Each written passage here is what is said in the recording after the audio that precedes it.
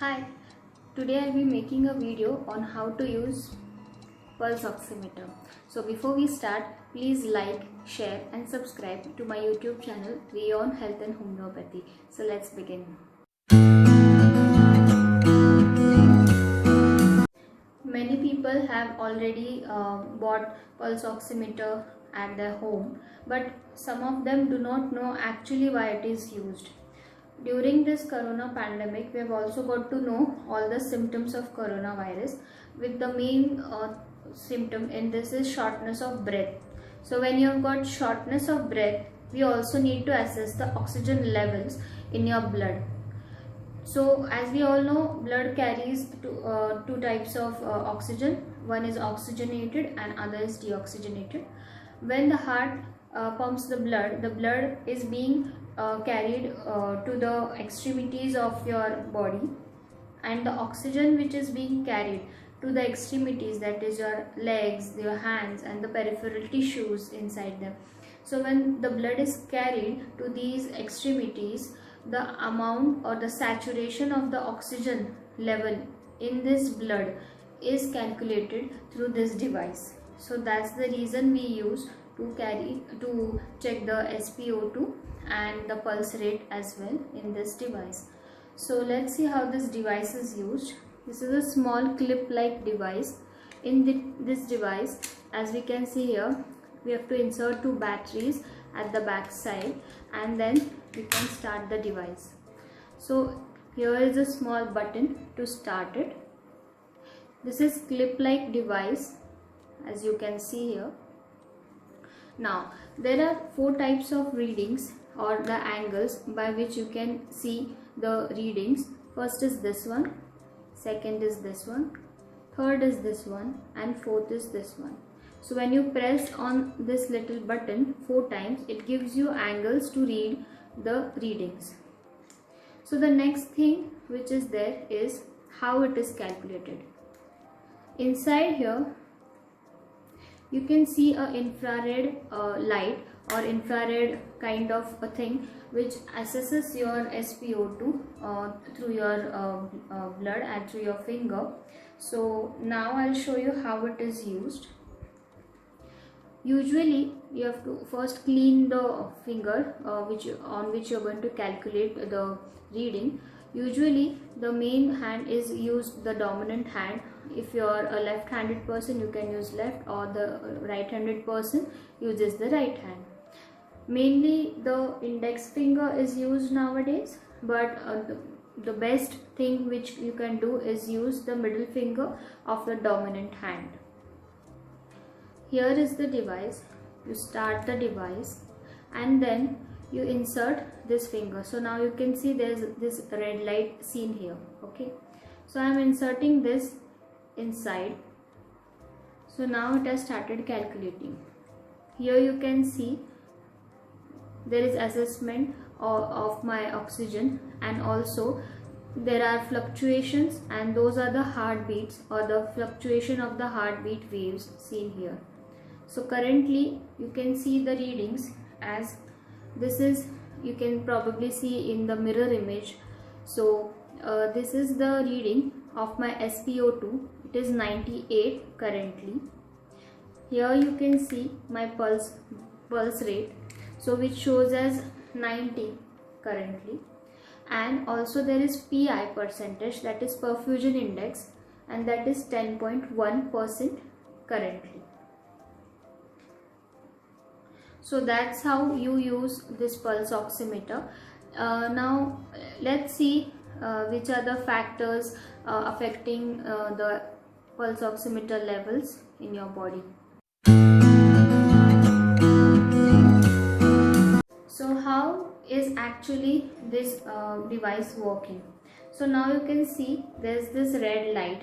When we insert our finger inside this, it starts calculating and your oxygen level by passing a beam of light through your fingers.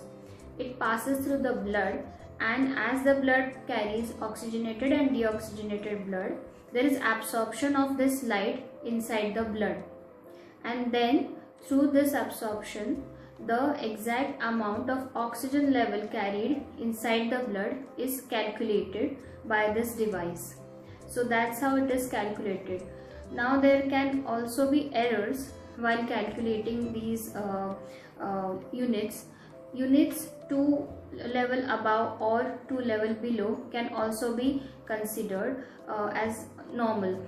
For example, if someone has got oxygen level percentage of say 96%, so 2 levels below, that is 94, or 2 levels above, that is 98%, can also be taken into consideration, and they can fall into normal units as well.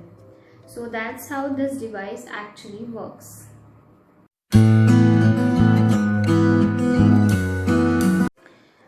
In this device you also see this ratio, that is called as perfusion index ratio.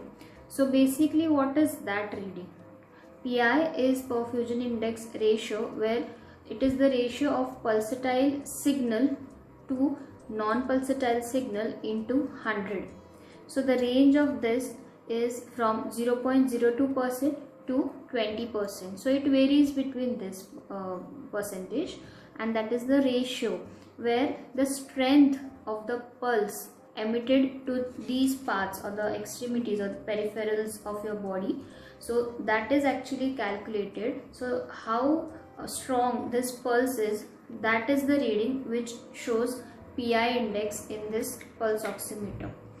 So the next thing we are going to see what are the reasons which hamper the readings of pulse oximeter.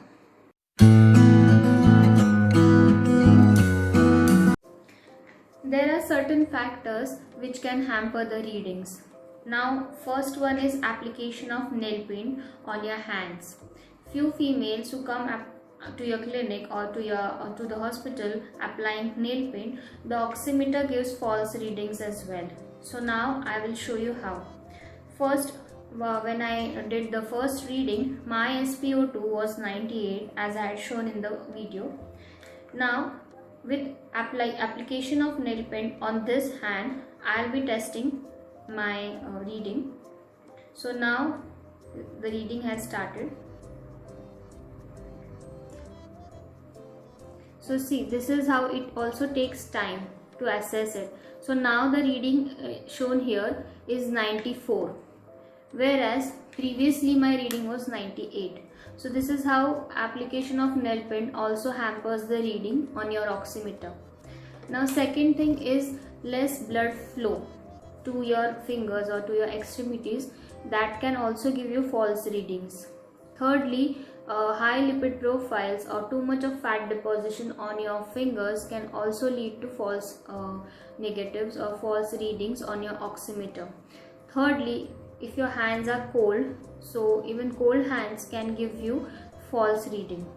Too much of light in your environment or too much of light in your surrounding where you are calculating your SpO2 can also hamper the reading, because there is infrared light passing through inside here. The light above you can also hamper the reading and give you false negative readings. So these are the points wherein the readings can be hampered.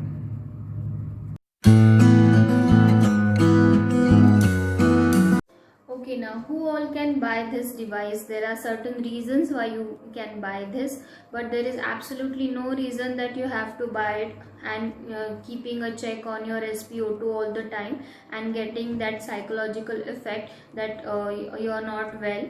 But there is absolutely no reason to keeping a check continuously on your SpO2. It is best that you go to your doctor and get it checked. That is the best you can do. There are few reasons why a person can buy it. First, if you have suffered or you are suffering from any kind of lung infection or lung related respiratory related diseases or heart related diseases, if there is underlying disorder from which you are suffering, then you can buy this device. Or you also have got some lung infection, pneumonia as well. Secondly, if you have tested positive and are under home quarantine and you are to be surveyed or monitored, and that's the reason you can buy this device and keep a check on your oxygen levels. Thirdly, if you are a patient where you are experiencing shortness of breath or cough, cold, fever, so in these three cases you can buy this device. There's absolutely no reason that you have to buy it unnecessary and keeping a check on yourself. So do not buy it unless very useful. So that's why it is pulse oximeter is used.